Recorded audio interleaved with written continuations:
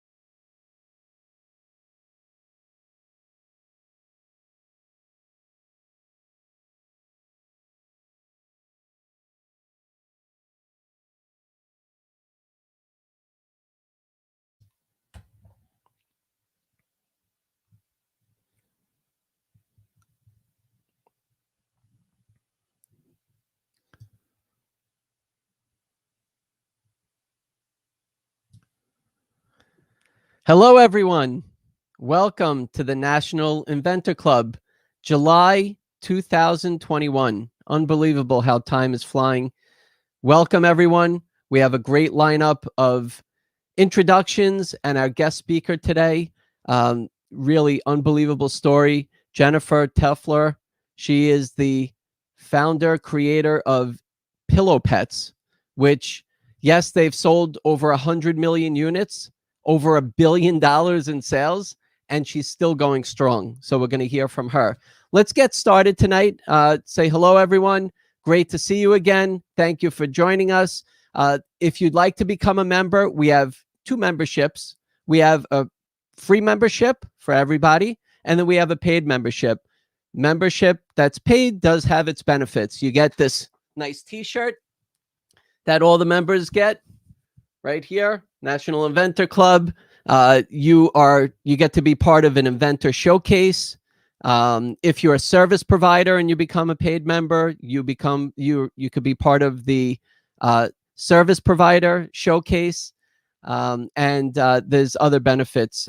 You get to be in the directory where everybody can collaborate in there. So it's good. And there's a lot of other things that we're continuing to add to the National Inventor Club. So please become a member, whether it's paid or free. We'd love to have you as a part of us. And thank you, everybody, for joining.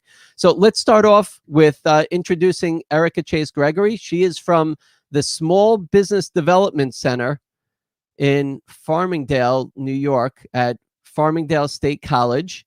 And very interesting, Sbdc is a division of the Small Business Development, the Small Business Administration, SBA, which many people have heard of. But you might not realize that you have an Sbdc with tons of resources available right in your area. So, Erica, once you take yourself off mute, you can tell us more about the Sbdc. Sure. Thank you, Brian. Thanks for having me. Like Brian said, my name is Erica Chase. I'm with the Small Business Development Center at Farmingdale State College. We're on Long Island. Long Island has two Sbdcs, one at Farmingdale State College and one at Stony Brook University. Brian also mentioned there's a Small Business Development Center network in every state and in Guam and the Virgin Islands. We are a service provider for businesses, free of service for anyone who has a business or wants to start a business or has an idea, like many of you, or maybe you're in the idea phase where you have an idea, but you just don't know where to start. We've been doing this since 1985 at Farmingdale, and we've helped over 34,000 individuals and businesses with their ideas and getting them into business, helping them with their business plan, helping them access financing for their business. We have helped them invest $525 million in the area's economy. We've also assisted in helping to create or save over 20,000 jobs for Long Island. Like Brian said, we are a resource partner of the SBA. So we are the technical side of the SBA. We do the technical assistance. We're not a direct lender, but we listen to your needs, and then we will find a lender if you're looking for financing that meets your needs and where you are in the business process. We are funded by New York State and the federal government, and therefore our services are free. And again, we offer no-cost consulting, one-on-one. Everything we talk about with our clients is personal and confidential to you. We do not need to sign a non-disclosure agreement, but we have to give people that added protection or to feel safer, sharing their idea and then helping them, really move that idea, that product into the marketplace. Some of the services that we provide are understanding the importance of a business plan, kind of thinking through your idea or your business to see if it's viable. We assess an invention's viability. We have 6 librarians that work for the New York State network, and they do market research, they do product research, they'll help with anything you can come up with in terms of what you need to know about your product, your demographics that you want to reach, the area where you want to market your products, and so forth. We help discover sources of funding. We help women-owned, minority-owned, and veteran-owned businesses become certified with either state, local, or the federal government, helping them prepare for e-commerce, which is a big area for you all, right? So you can expand your market reach. We help businesses connect with government contracts if you're selling your product or your service to government agencies. We help identify avenues for exporting goods and services, importing goods and services, complying with license and regulations, helping you develop a marketing plan. And of course, most recently, we've been doing a lot of disaster recovery. Sorry about that, just hit the mute button. So really anything that you have a question about, we can help you. Our network is vast, and if we don't have the answer for you, we will get you the answer.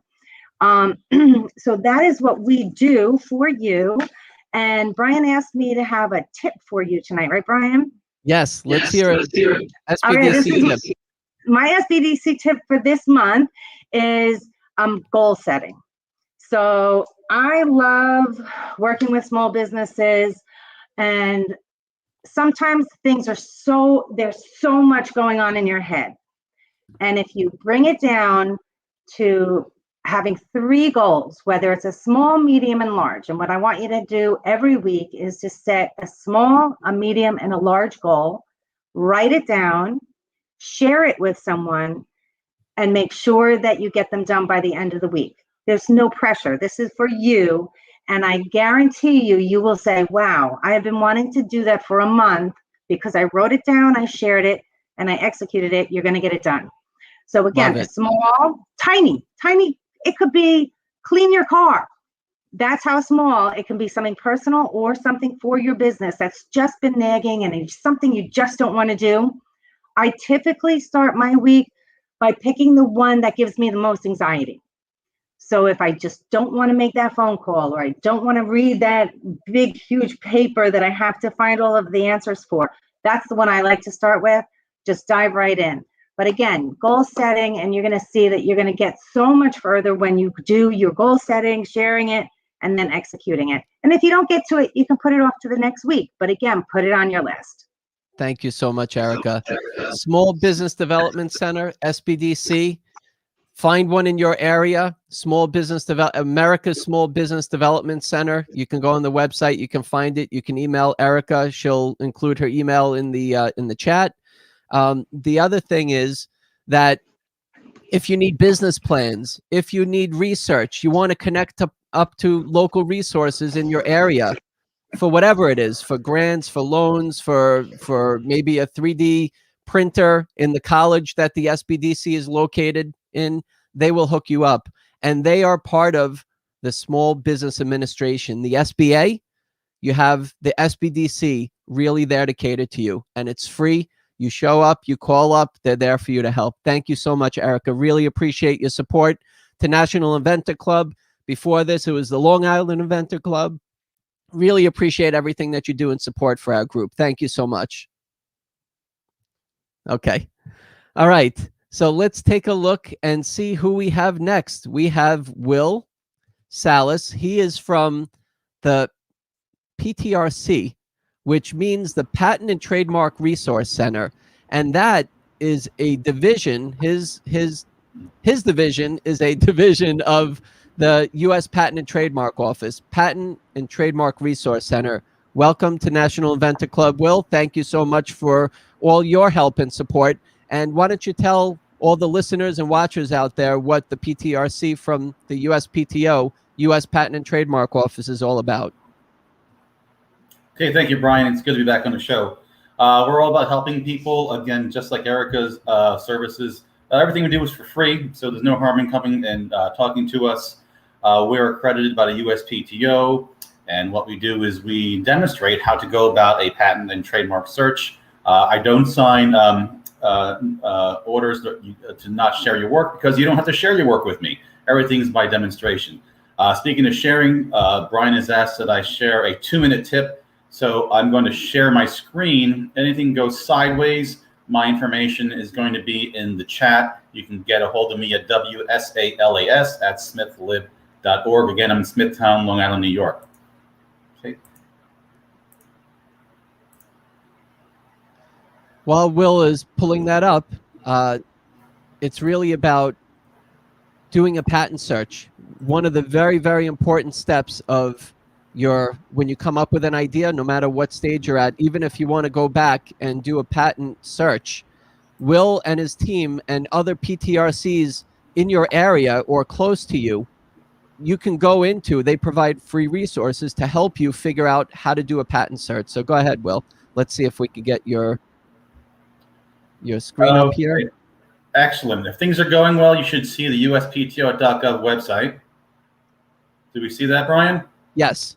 Excellent. So if you're listening, you're a do-it-yourselfer, my first piece of advice is go over here to the top corner, click onto My USPTO. If you're going to do business with the USPTO, you can get a free account there. But today's advice is about classifications. The USPTO gets thousands of different types of gizmos sent to them every single year, from mouse traps to spaceships. Everything gets pushed and prodded into a classification, sometimes several classifications. Your job is to find out what classification your invention would fall under, and then comb through all the similar inventions, make sure no one's beating you to the punch. And how we do that is with classification search. My advice is to begin with the European Patent Office, because they're the ones who had spawned the classification we use now, the Cooperative Patent Classification. To do that, we're going to scroll over patents. Okay. Are you still seeing my screen, Brian? Yeah, we see your screen, but I don't think it's moving besides the first one there, Will.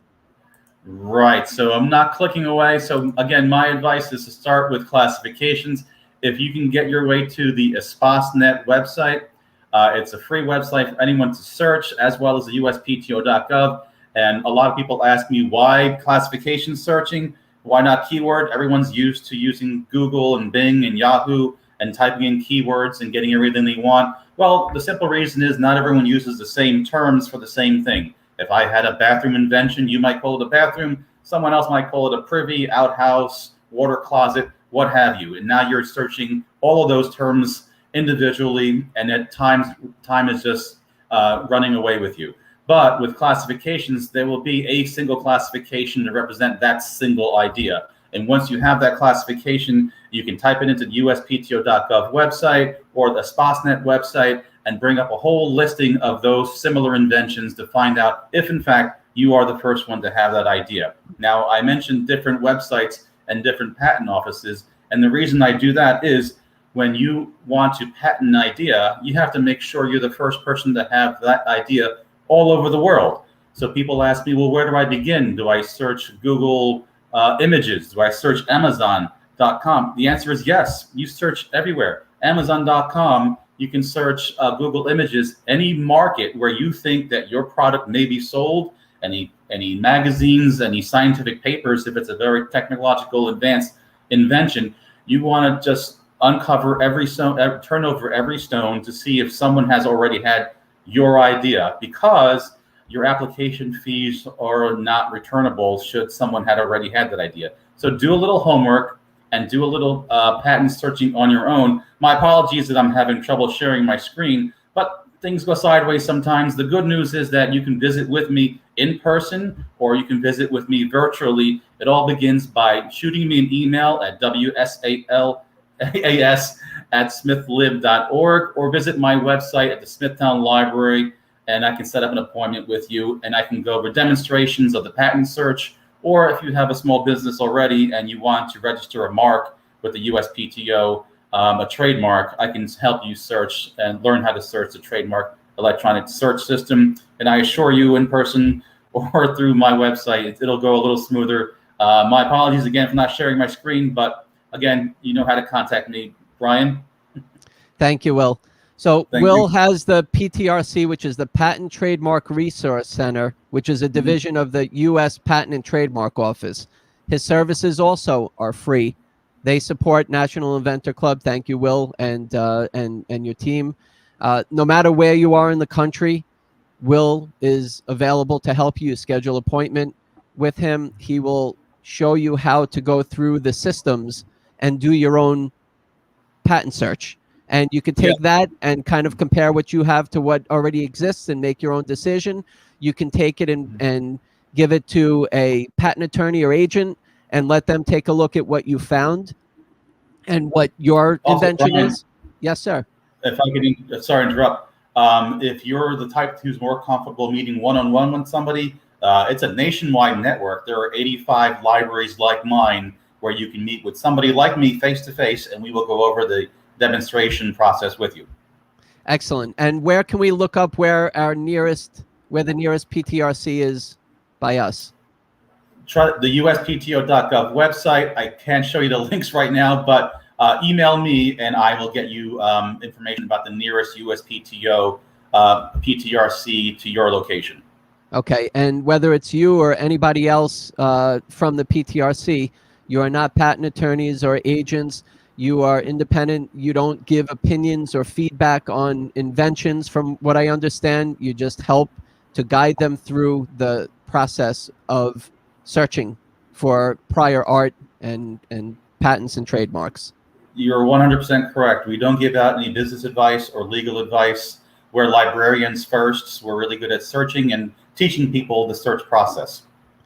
Great. Well, here, like Catrice, she just said, wish I could have met Will sooner. I just paid $1,400 for my trademark. Well, that's okay. But, you know, the search is an important part of it, which they will help you with. So excellent. Will, thank you so much. Really appreciate your support. And thank you again. We'll see you soon. And keep up the tips on our website. We appreciate your posting anything that comes out from the U.S. Patent and Trademark Office. Thank you again, Will. Thank you. Okay. Okay. All right. So let's meet some of our new National Inventor Club members. Let's start off with Richard Kirkpatrick. He is from Patent Designs. Thank you, Rich, for joining us. And why don't you just tell us real quick who you are, where you're from, and why you joined National Inventor Club. Well, thanks, Brian, for having me. Again, Richard Kirkpatrick with Patent Designs, owner and CEO. I started Patent Designs 27 years ago, preparing drawings after I worked for a couple of law firms in the Houston area that eventually shut down, and then I hung my own shingle. And we've been at it, like I said earlier, 27 years now. Last year alone, Patent Designs prepared about 55,000 pages of design and utility drawings. So after you've gone and you met with Will and you decide that you have something worthwhile to patent, one of the things you do is possibly come to us to prepare your drawings for design, utility, or trademark drawings. That's what we specialize in, is utility, design, and trademark drawings. We have an incredible team of coordinators, drafters, and checkers, and we even have a couple of patent agents that work with us. And so we've got a really good team. On average, been around 15, 17 years with us. And so we are most of us are based out of Texas. We do have a couple others located elsewhere in the state. And so, once you make that decision that you've got something worthwhile and you write your application on a utility side, you're going to need some drawings. Or if you have something on the design side that you say, I've got a neat design as your upcoming speaker for her pillows, you're going to need lots of drawings for those pillows. And so that's when you come to us. Thank you, Rich. So thank you very much. We're going to have a service provider showcase coming up soon, and you will be able to really spend some time and tell our listeners and viewers out there more about your company. Really appreciate your support. Thank you for being a part of National Inventor Club, and enjoy your t-shirt. Thank you, Brian. Take care. Thank you. See you soon. Bye-bye. Okay. All right. So let's see. We have Mike and Skylar Walker. There they are. How you doing? Thank you for being one of the newest members of National Inventor Club. Why don't you tell us who you are, where you're from, and why you're here? We are Mike and Skylar, as you already talked about, and we are inventors and business people. And we have products that are in the wireless area. We have a product we call the Hottie Extreme and the Hottie Extreme 5G. And they're products that actually are boosters, signal boosters. They boost Wi-Fi, cell phone, and Bluetooth signals. And the unique thing about these products is they use no power, and they have no batteries. They have no software to worry about, and they work well. Okay. Mike is from Portland, Oregon originally. I'm from Texas originally, and we've been working on this since 2007. Excuse me for bending over. These are some of our products. This is the Hottie Extreme. It's a Hottie. Sorry. This is the Hottie, and that was the very first one. This is the Hottie Extreme. That was the next one. And this is the Hottie Extreme 5G. And all of these will boost your cell phone, Bluetooth, and Wi-Fi signals. In lab tests, they've been shown to boost them up to 300%. And our newest product, which will be launched in the next few months, is going to be called the Launchpad. And that will boost everything, all the signals up to and including 6G signals. Wow. Amazing. Thank you both for being the newest members of National Inventor Club. Really appreciate you supporting the group and being a part of it. And in the next Inventor Showcase, we'll have to learn a little bit more about your Hottie wireless pads there, that whether you have poor Wi-Fi or poor signal from your phone, all you have to do is carry that around and you have a stronger signal. Congratulations to both of you, and thank you both again for being a member. Thanks, Brian. Thank you. Okay. All right. So let's have them. There we go. Let's get Brian Allentown. How you doing, Brian? Thank you for being a member of National Inventor Club. Why don't you tell us who you are, where you're from, and why you're here? Good evening, Brian. Thank you so much. My name is Brian Allentown, and I am from New Jersey, Middletown, New Jersey, and I invented the sink spinner. We have tons of stuff in the kitchen sink, but nothing for the bathroom sink. When we put on our bathroom sink water, all it does is flow right down the drain. And I knew that if I could get the water to spin around, then I don't have to clean my bathroom sink any longer. So I invented the sink spinner. It's an attachment that simply hooks up to your bathroom faucet. It has two modes. When you put it on, the water, it'll flow right through my aerator, which is a 1 gallon per minute aerator. But when you pull the collar, the water will spin around and it washes everything down 1, 2, 3. We're making a copper center. It's built to last. You never have to take it off your faucet. And for the first time ever, we are actually using the water in our bathroom sink to our advantage. Excellent. Congratulations. Thank you for becoming a member. And we look forward to having you in our next Inventor Showcase so you can tell us more and show us a demo without getting your whole desk wet there. Maybe we'll have a different spot where you'll be demonstrating. Thank you so much, Brian, and keep on inventing. Good job. Thank you very much. Take care. Thank you. Okay, we have our Inventor Spotlight of the month. Her name is Sabina. She is the inventor of foil decor. And if you see on the homepage later, you could check on nationalinventorclub.com, she's our Inventor Spotlight. Hi, Sabina. Hi, how are you? Doing good. Congratulations. Why don't you tell the viewers and listeners out there why you're the Inventor Spotlight? Congratulations on a great month, and tell us all about it.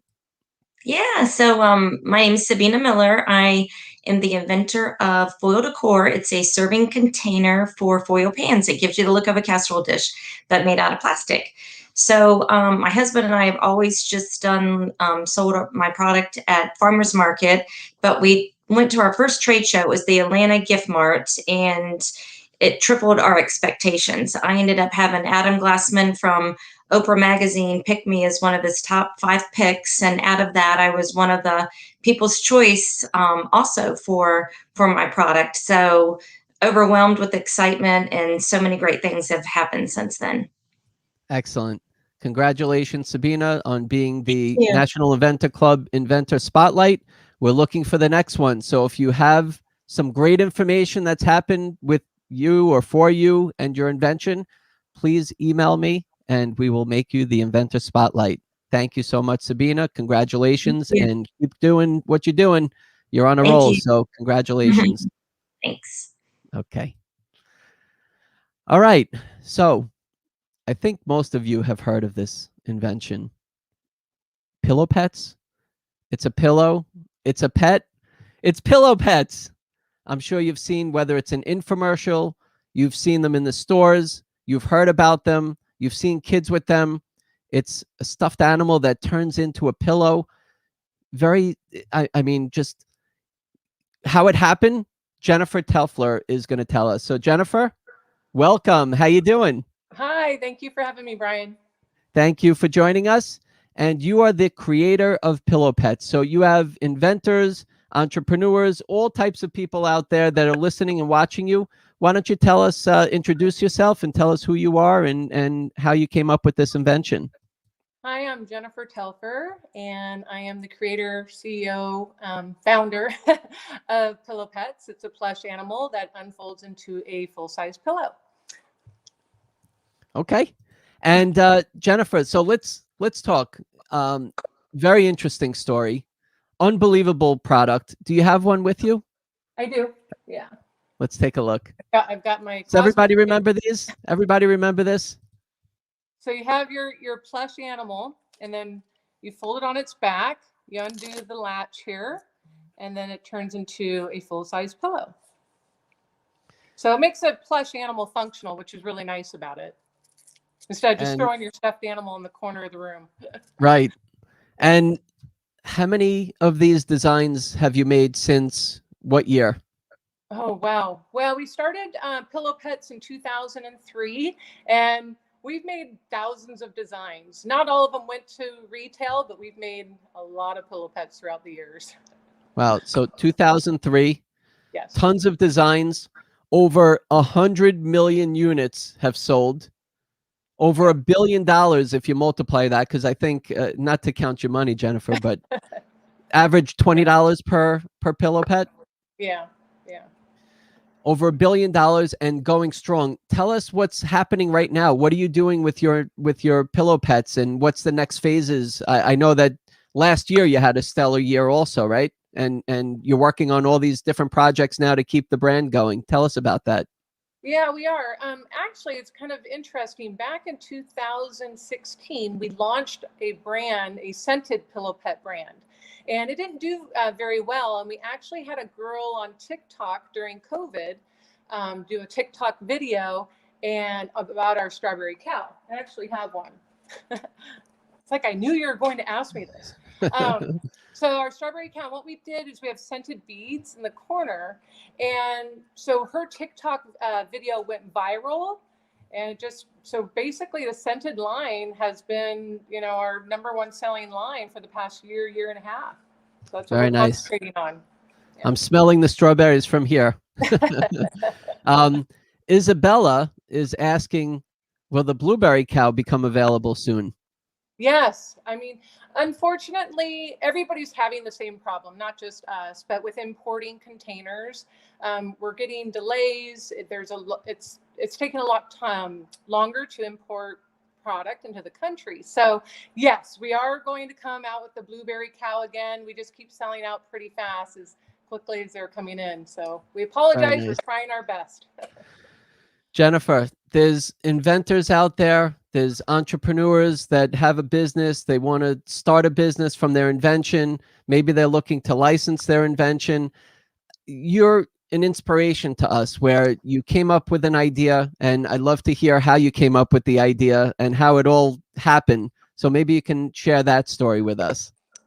Well, I've always been pretty creative. My oldest son, he had stuffed animals in his room, and there was one particular animal that he just kept using, and it started to flatten out. And I thought, wow, wouldn't it be nice if we can make stuffed animals functional, something that they actually can use, travel in a car with? And that's how we came up with the idea. Just like that. Kind of, yeah. And I'm sure there were plenty of steps along the way, but maybe you could tell us about your background, how you started off with what you did for a living, and how I guess your experience seemed to have made it a bit easier for you. Yeah, I would agree. I come from a family of entrepreneurs. So my grandfather, my father, two out of my three siblings are entrepreneurs. So it was a natural fit for me to just, what could I do? And yeah, so basically, and then I got into the as seen on TV business, and I was used to at a very young age being exposed to products, and actually my opinion on products too. And we would have to create a story and pitch these items at fairs across the country, and I even got to go on QVC a couple times. So yeah, that's how it came about. And your son was sitting on it, flattened it. All of a sudden, it's a pillow pet.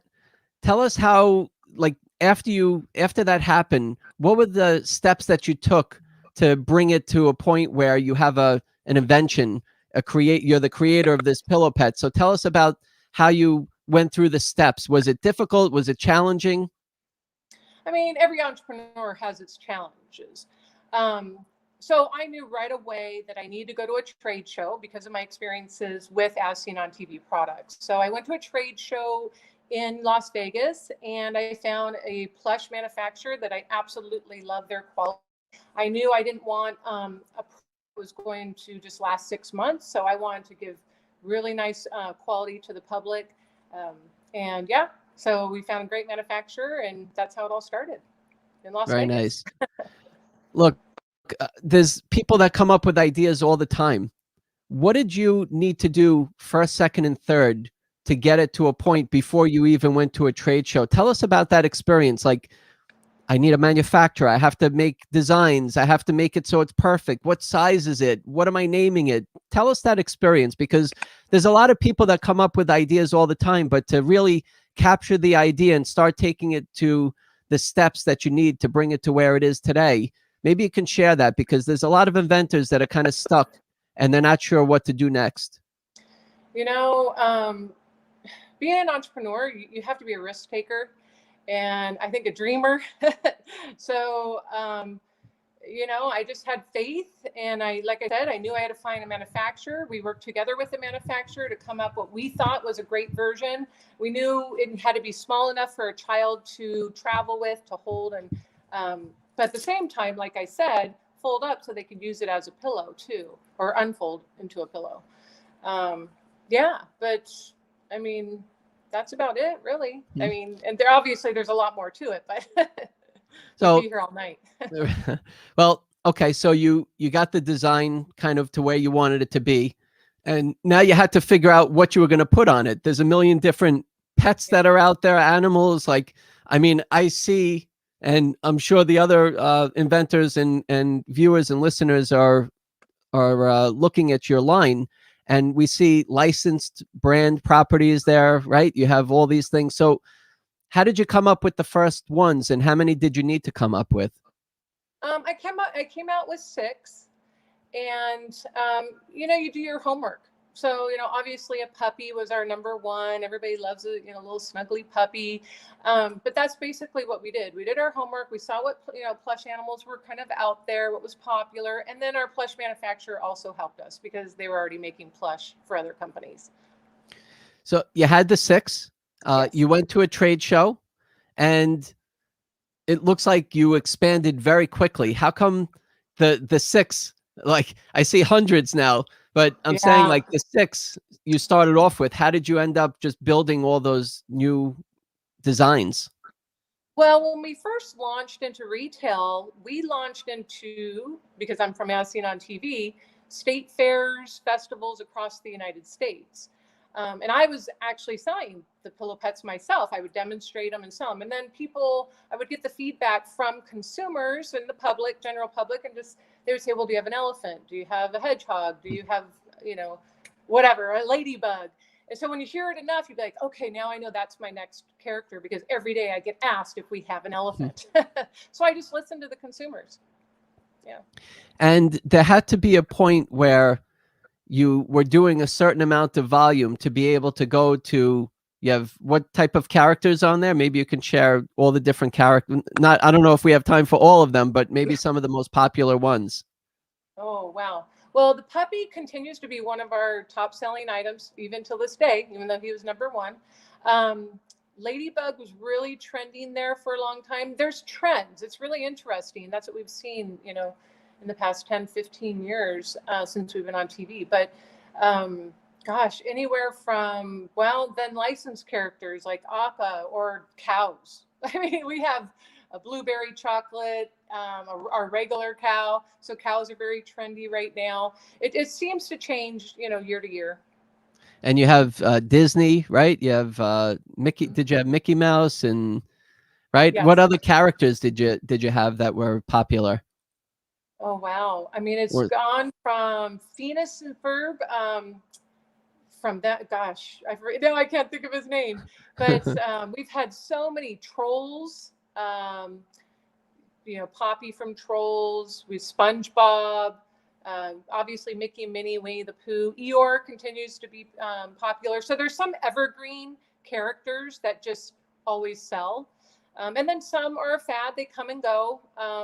I would say like How to Train Your Dragon was really hot for 2 years, and it's a little bit fading now for us, but yeah, we've made a lot. Very interesting.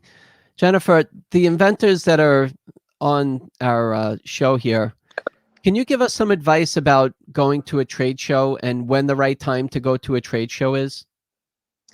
And when you say trade show, are you talking about to try to find a manufacturer or so let's say get into retail? Yeah. Most likely you want to go to a trade show when you have a product that you want buyers or retailers to be able to purchase from you, and you want to be able to take orders. But maybe you can share from your experience, if you're an inventor with a prototype or you have a finished product, when do you think the right time to go to a trade show is? How did you know what trade show to go to? And do you think that trade shows are a good experience for inventors? Oh, absolutely. Yes. I think after you've had some retail sales, nowadays I would have, say get a website, get on different e-commerce platforms, get feedback, make sure you have solid pricing before you go to a retailer. Because once you offer it to them, there's no turning back, right? I would definitely get some groundwork and get some retail sales before you even approach a mass retailer. And for our company, it was a little different because we went as seen on TV. We launched the TV commercial, which ended up being one of the biggest DRTV campaigns of the history of DRTV.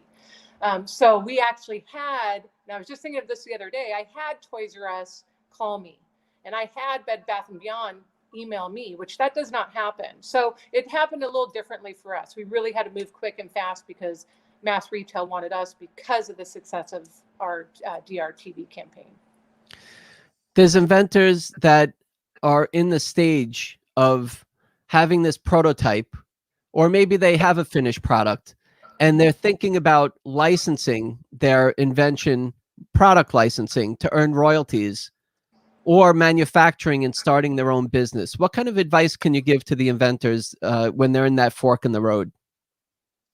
You know, with licensing, that's not an easy road in the sense that, for example, with Disney, you know, they didn't want us. We approached them before the success of our TV campaign, and they turned us down.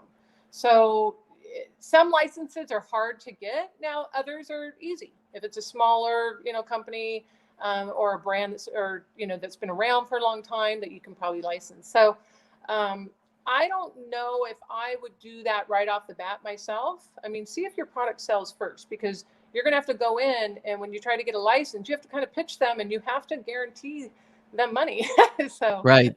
yeah. Well, that's when you're actually, you have a product, you're selling it, you have sales that you've built up, you have a manufacturer that's in place, and you have to hit the criteria that a license or like a Disney is looking for, and you most of the time you pay them in advance, and then you also pay them a royalty per unit. With the product licensing that I'm talking about, there's many inventors that are looking for a company that already has manufacturing capability and distribution. So, for example, Jennifer, if an inventor came to you and said, "I just came up with a new version of a pillow pet, which I have patented." Or maybe I'm patent pending, and I'm looking for you to manufacture it, add it to your product line, and you would pay me a royalty. So I'm asking about that versus going to manufacture on your own and starting your own business. Can you maybe give us some tips for that? Yeah, I would definitely say, because we've been approached a lot, and a few people we have worked with in the past and done the reverse, you know, where they're paying us the royalty. I would say you definitely have to make sure that your idea fits with who you are trying to team up with. So I would never take a product that wouldn't fit in my pillow pet line or as an additional part of my line. So that would be my number one advice, is just make sure that your product it's a good marriage between your product and what that brand or that company that you're, you know, approaching. Great. Yeah. And if there are inventors out there that are thinking about starting their own business with their invention, what kind of advice would you give them? I mean, the first question I always ask is how much? How much, you know, if this cost me, you know, $20 to make, and I was going to try to sell this $100, would consumers spend $100 on this pillow? I don't think so. So you need to make sure what you're, you know, designing and developing is a price point that consumers will pay. I mean, because without that, there's no more, you don't even have to go more forward, you know, just, so I would say start off there. And then, I mean, gosh, there's so much, Brian. Yeah. You know, after you get the price point and manufacturing set in place, get some retail sales under your belt. Show that your product sells and that people like your product. That speaks a lot nowadays. Being on e-commerce nowadays is how you get into the door a lot of the times into the big box retailers now, which is very interesting. It's changed through the years. Right. And speaking of that, you mentioned earlier that you started in 2003, and you were talking about retailers and trade shows and as seen on TV. How about now? What's the difference, do you think? And you're still doing it. You're selling it. You sold it in 2003, and you're still selling it in 2021. What is the difference now for somebody that has an invention and wants to launch their product today by themselves? I mean, a lot of, you know, I think it's a lot easier nowadays. You know, obviously everything's online. So get yourself a website. We're on every major e-commerce, and there's a lot of websites out there that you can get on. For example, Walmart.com. Almost anybody could be on Walmart.com. You don't even have to be selling to Walmart. And a lot of people don't even know that. Now, Target obviously is a little different. So yeah, it's get online and get your social media working for you.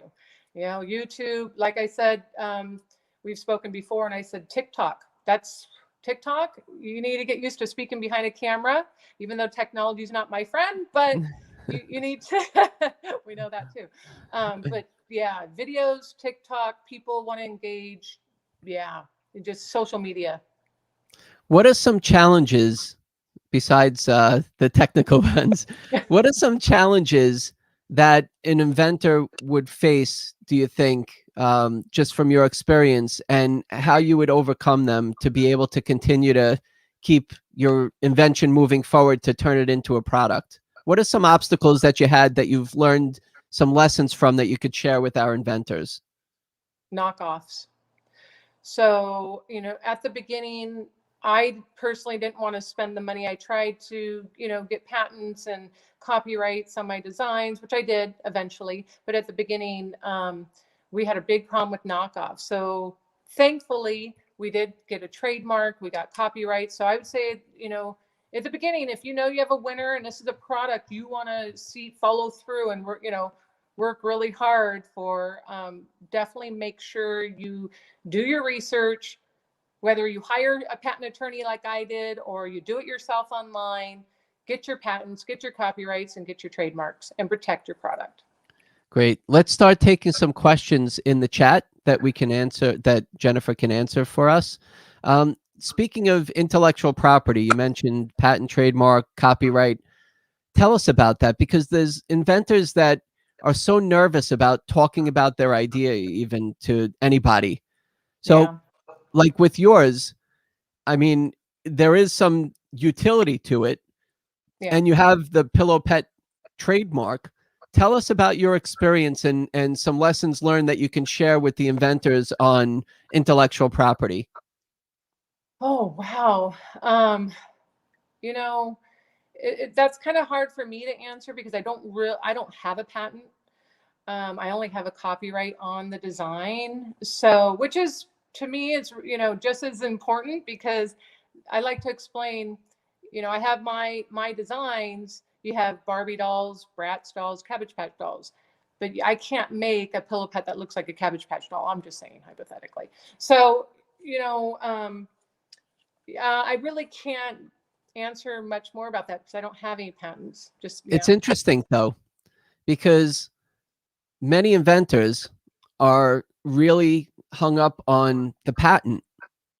And sometimes when you're working on an invention, these are lessons that I've learned from my experiences, that sometimes when you have an idea and it's not patentable, then you can come up with a good trademarkable name like you did, Yeah. Pillow Pets, and you build a brand from it. And that's really what's going to be the selling point of really establishing that brand. And the copyright is great. I mean, it's easy enough to do a copyright.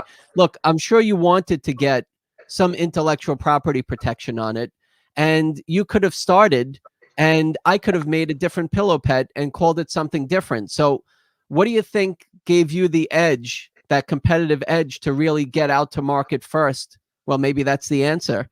But you said there's a bunch of other knockoffs and you didn't have a patent. So really, what saved you then? Was it the name? It was our name. It was our TV commercial. It was the quality, safety tested. A lot of the knockoffs were just flooding the country, and they weren't even safety tested. So we pushed that and we showed people, and but yeah, it was the name. And kids nowadays, it's a little different than when I was young. We didn't care, you wore tennis shoes till they had holes in them. But kids know brands nowadays, and kids would be like, "You don't have a real Pillow Pet?" Like, we would hear it, like, "Oh, I'm embarrassed," almost. So the name to me is almost just as important, if not more important, if you're going to do a lot of marketing, than the patent. Very interesting. But every circumstance is different. Great. Well, let's start taking some questions. Is that okay, Jennifer? Yeah. Okay. So we have Sandy. Tell us more about the copyright on the design. I've never heard of that. Yeah. So what we copyrighted was the shape of our animal. We don't have any limbs on here. So yeah, that's what it is. That's the copyright. And Simple also as that. The look of our animals. So the look of our ladybug, the look of our, it's just basically the look. Very interesting. If you asked a question earlier in the show or in the meeting, please just put it down to the bottom so I can find it, because I see a lot of questions coming in. Let's take a look at Joe's. How do you actually stop knockoffs, legal fights? I know that gets you fired up, Jennifer. So why don't you answer that one? Whoa, we got to have deep pockets. No, what we did is we actually filed when we would bring, because people were bringing in containers from other countries, right? So we actually filed where you import, and we gave them our copyright designs and our trademark, because they were actually making even pillow pet fake tags. It was unbelievable. So yeah, that's how we fought it. Very interesting. And we went and cease and desist a lot of inventory, even in warehouses here in the country too. I know Isabella's been asking about the vanilla cow, or the cow vanilla.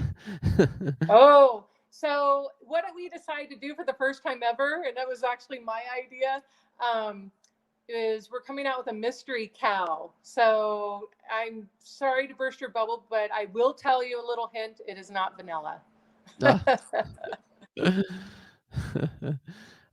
Okay. Let's see.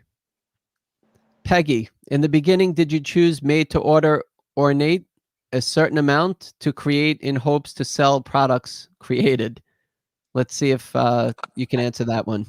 So I think what they're asking is, how many did I know how much to create? So what we did is we ordered one ocean container, because when you're manufacturing overseas, you can't just order two. So we ordered one ocean container, which was about 5,500 units. I come from a sales background, and so does my husband. So we knew that if we had to, we would sell it ourselves, and that's what we did. Very nice. Joe, seems like prior experience and being around family entrepreneurs certainly set the stage for success. What is the best replacement for these things for newbies? For newbies, what's the replacement for newbies? I'm not sure what they're asking. Like newbies, like to take over the company, or maybe.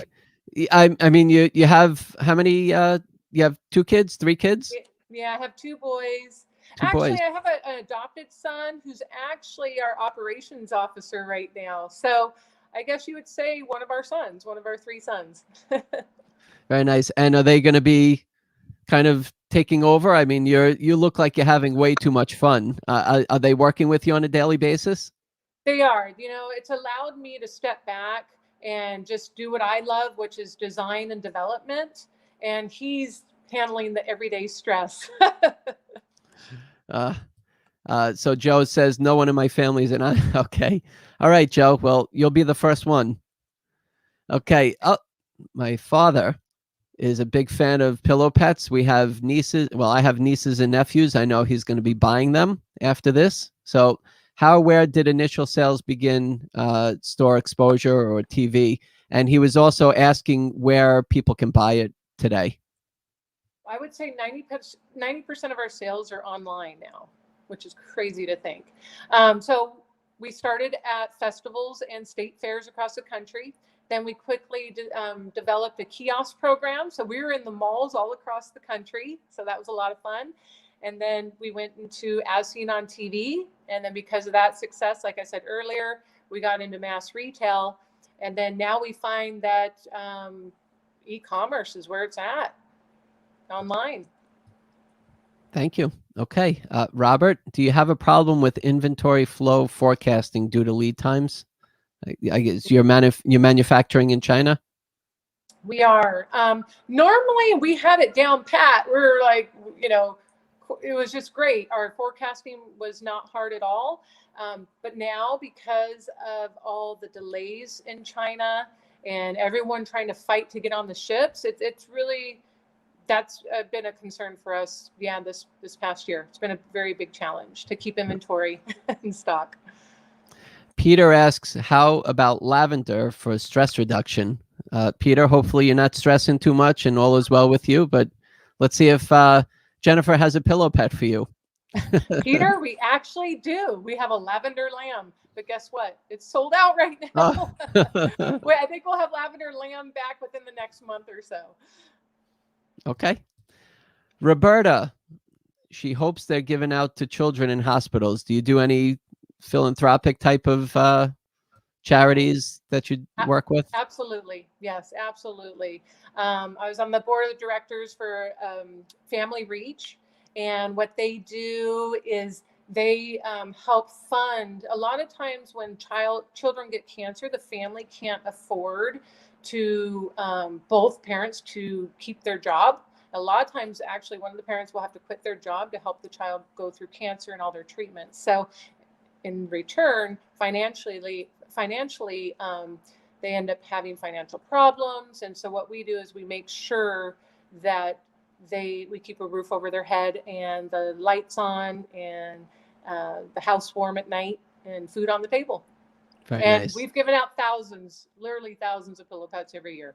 Thank you. Thank you so much for that. That's great. Let's see. Oh, Bubba, how do you establish your relationship with a trustworthy company in China? So if there's inventors out there looking to source their product in China, what do you suggest for them? You build a relationship. Yeah, I know it's a little hard right now. I don't think we can even go there yet, but you build a relationship. And it's funny because I don't even use my original factory anymore, and we'll vacation together. So we were fortunate enough that we really, really liked them. And they were great for us. And yeah, but you can do your due diligence, see, other companies that they manufacture for, depending on what your product is. And yeah, so. Well, you're certainly an inspiration to everybody that's watching. For example, Dr. Ryan Letts, what should someone with no entrepreneurial background but want to sell their invention? What should someone do if they have no entrepreneurial background and they want to sell their invention? And they just want to sell their invention. Well, I don't know, Brian. I mean, I've never done that. So that might be a question for you, to be honest with you. I don't want to just guess here. Yeah, Brian. Well, you had a couple inventions before the show, the meeting. You mentioned that you had some inventions that didn't necessarily work out. Yeah. So maybe you can share that. How did you know that those weren't working out for you, and when did you know to stop and to quit? Well, my first invention, I was very young. So don't judge me for this, but I pitched it to a large company. I can't say their name because everybody would know. And they actually took my idea, twisted a little bit, and ran off with it without me. So that was not a good experience. My other, products I invented, they just didn't sell. I was excited. Yeah, I think it was overpriced, to be honest with you. I thought it was a value, but it wasn't a pitchable product like this. So it's not like I could create the story behind it. Yeah, I don't know if that helps, but. Okay, thank you for your question, Ryan. Sigdom, how would Jennifer suggest that we go about introducing a new product, a totally new concept that no one even knows exists yet? What would you do right now if you were in Sigdom's position? TikTok. I would do TikTok. Because you could talk like we're talking right now. You can get on there, show your personality, say, hey, what's her name? Well, I'm Jennifer Telfer. I just created this pillow, and let me show you. Your kids will love it. This is why my kids love it. You could pitch your product on TikTok. And then what's nice is nowadays you can put it on TikTok, and then you can also stream it to Instagram, Facebook, and everywhere else too. But that's what I would do. And don't you have to do a dance with the pillow pet on TikTok? There you go. All right. Oh yeah, and of course, you're gonna have fun with it too. But that's the best way though, because you could talk and get personal, and YouTube, and yeah, but it's all social media now, so you have to hopefully be tech savvy a little bit. And great. Yeah. Let's get a couple more questions and then let's call it a night. So let's see, Daryl, would you ever consider producing an exclusive product like private label for other companies? If so, what does that process look like? Private label. Well, actually, we are working on one right now. I wish I could tell you guys because I think it's pretty funny. But it's a large chain restaurant, and yeah, so we would. It's they approached us. They had a concept, and we're in development now. So we'll see what happens. But oh, definitely. I mean, in business, you don't if you feel like it fits your business, you're never going to turn down business. So sure, why not? I'll make exclusive Great. all day long. Great. And Cheryl mentions, what a great night, Brian. Jennifer shared valuable information and enjoyed. Thank you. Thank you very much, Cheryl. And let's see, we have, let's see, Kim, have you ever looked into the market of people living with dementia for this product? No. That's interesting. Not at all. Yeah. Okay.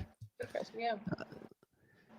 Jennifer, do you do all the social media for your company, or do you have a team that does all this in marketing? Both.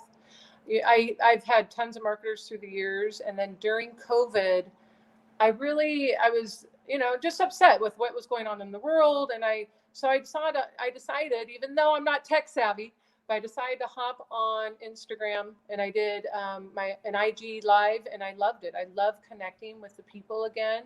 So both. I continue to help with social media. I like that I add a personal feeling, because I love the company, I love what we stand for, and I love our product. So yeah, I do both. We have a team and myself. I think yesterday you posted about being interviewed on National Inventor Club. You have like 100,000 followers. I mean, there were thousands of people that were liking your post.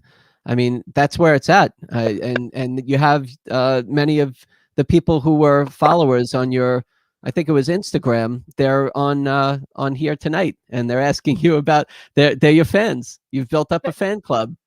That, that's so bittersweet. I mean, I think you can't, consumers are so smart nowadays. They know we're not just posting it because we want you to buy a pillow pet. We're trying to put meaning and let them know that we care about them, and that we really are grateful and we appreciate them. If it wasn't for them or you guys out there, I would not be sitting here. So, it's one time I met with a Japanese, we were partners at the time with pillow pets for a while. And he said to me, Jennifer, it's not a win-win. It's a win-win-win. I win, you win, and the consumer wins. And that stuck with me through the years. And yeah.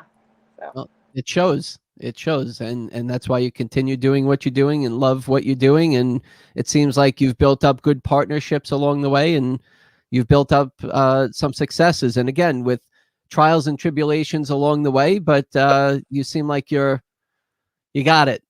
And we're still here. You pulled through. I haven't drowned yet. Awesome. Let's take this last question, which will kind of lead into maybe how to follow you, maybe some of your social media that you have that we can keep an eye on. Again, just tell us where your products are sold, where we can find up and coming ones. If you have a newsletter, maybe you could share that. So Claire is watching. This is a National Inventor Club, and we have people all over the world that are joining us.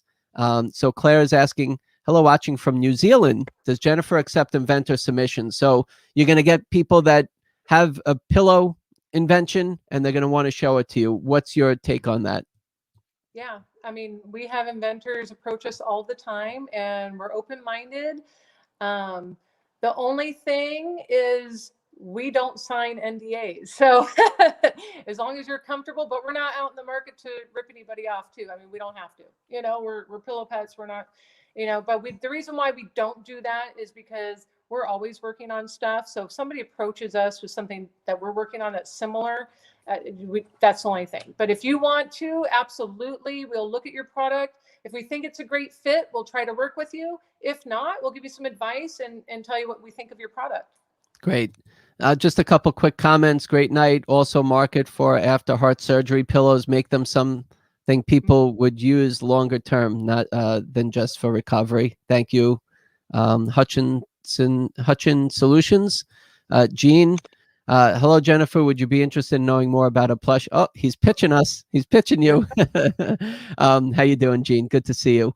Would you be interested in knowing more about a plush animal that helps children who are congested or having restless sleep relief symptoms? So he's probably going to want to speak to you after our meeting. Yeah. No, like I said, we're open-minded, and we'll definitely listen to, what people have in mind.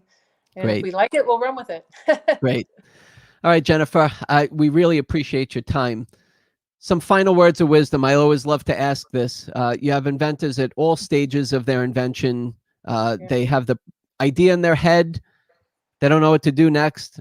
They made a prototype. They're not sure what to do next. They have finished product and they're trying to get it sold. You've been through it all. Tell us and give us some words of wisdom to keep us moving forward with our inventions. You know, when you're an entrepreneur, I always like to say it's like riding a roller coaster. So it's not an overnight success. A lot of people think that, but you're going to be going up and down hills, around turns. You're going to be sideswiped, and you're going to have to make fast decisions sometimes. But that's what it's all about. And that's what entrepreneurs, and that's what we love. So as long as you're in for the long ride down that dirt road, just stick with it.